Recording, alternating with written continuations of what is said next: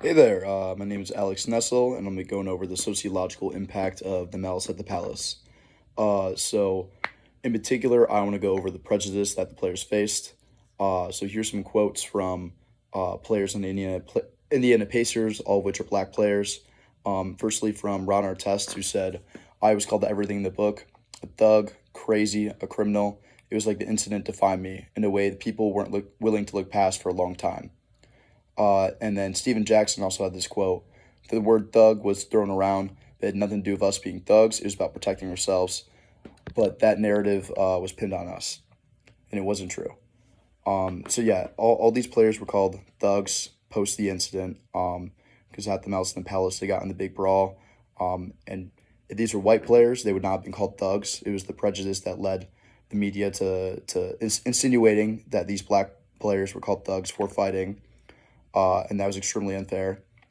And then I want to move on to talk about the socioeconomic difference between the players and the fans. So a lot of the players come from very impoverished backgrounds, whereas the fans who are sitting courtside come from very high socioeconomic backgrounds, many of which come from very wealthy families.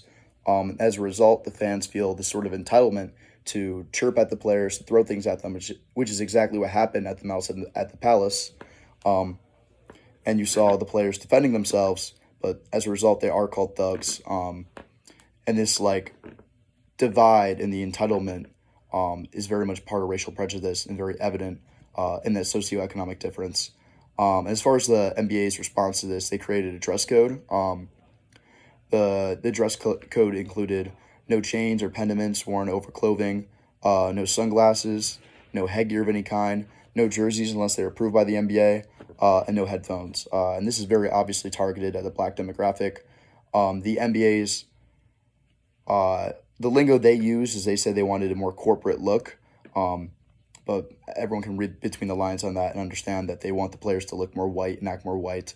They're trying to get rid of the black culture because now that it's seen as thugs and gangs running the NBA, which is just absolute racial prejudice.